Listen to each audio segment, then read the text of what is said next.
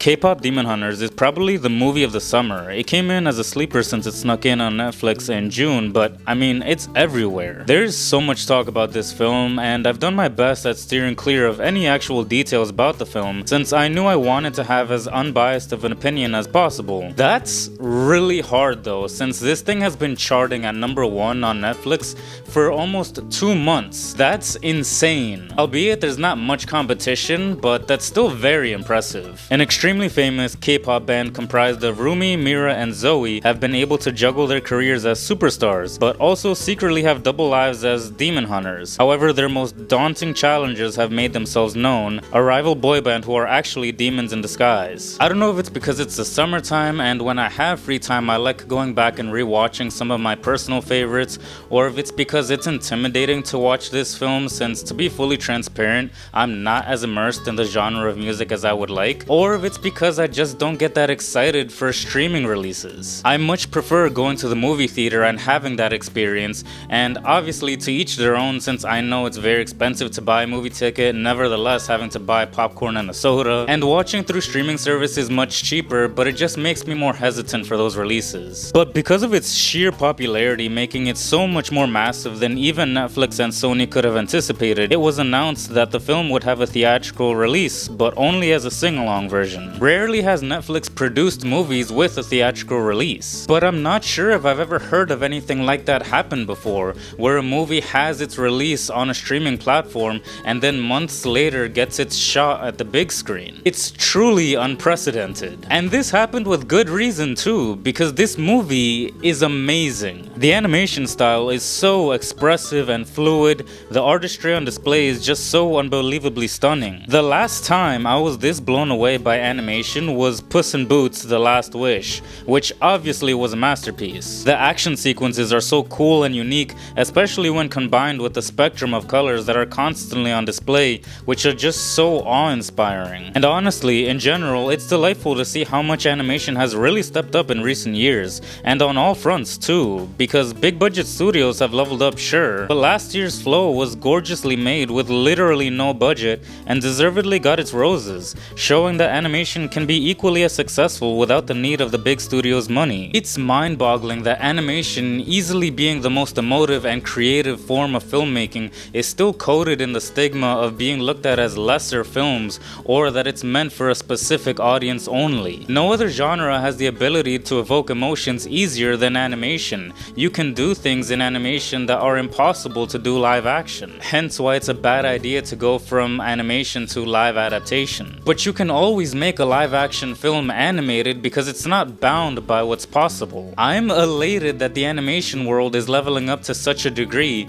because it's easily still one of the most underappreciated avenues of storytelling, especially when it's award season, and while obviously it's not there yet, but slowly but surely people are having to realize that these films are just as strong contenders for critical acclaim and recognition as any other genre. As for the film itself, the soundtrack for this thing is easily the most known part about the film, and for good reason, because it's full of bangers, and again, that's not a secret about this film. The music never loses its rhythm, the songs are extremely catchy, the likes of which modern Disney can only dream of, because they can't create a tune that's half decent because it's always missing that infectious ingredient. The film feels very much like a love letter to the music genre and to K-dramas, of which I've heard many great things, I just haven't had the time to give it its fair chance. Being Mexican, I grew up watching Hispanic TV and movies, and from what I've heard, there's kindred elements as both worlds seem to be more melodramatic. But the thing is, this movie is really entertaining. Sure, there's a bunch of gawking at abs and things of that nature,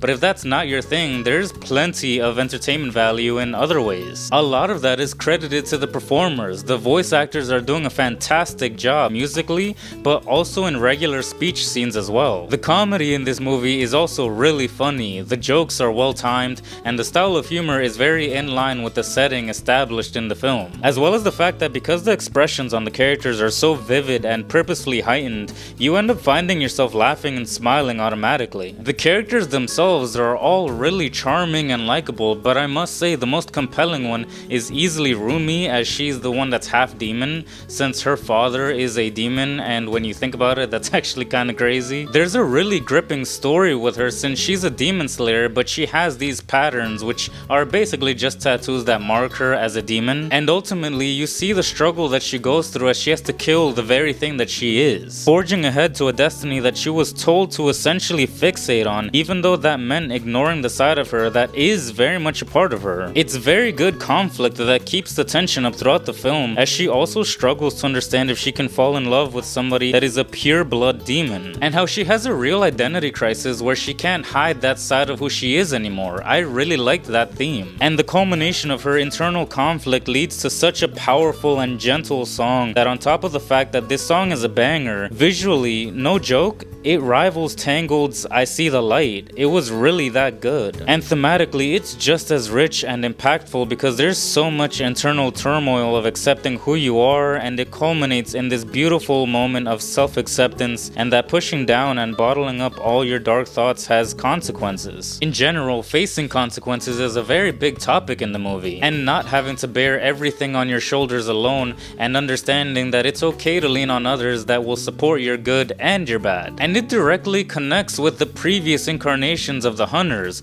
because they were taught to just bottle everything up and just ignore it and not think about it, and Rumi essentially decided to do a revolutionary act, erasing that type of mentality. And in general, there's an undertone of suspense since you care about the characters, and you find yourself worried that if she reveals herself to her friends, how will they react? Will they lynch her since they spend most of their time killing demons? One of the best things about this movie is that it doesn't make you feel like you're out of your depth if you don't know anything about the genre, and it's not trying to hold your hand either. It's isolated to a degree where anyone can watch it, understand it, and connect with it. That's just how good and relatable the story is. In a weird way, this movie is very much in the vein of Arcane, where even though it's inspired by League, it's not bound to it, or it doesn't necessarily require pre-established knowledge of the game to understand the show. Then again, that's a whole game with mountains of lore versus a genre of music is broad and isn't as easy to gatekeep in that way. Not long in the movie do you feel comfortable in this world, like you know these people. It really helps that the pace of the movie is also really fast, so you learn quickly about everything, and normally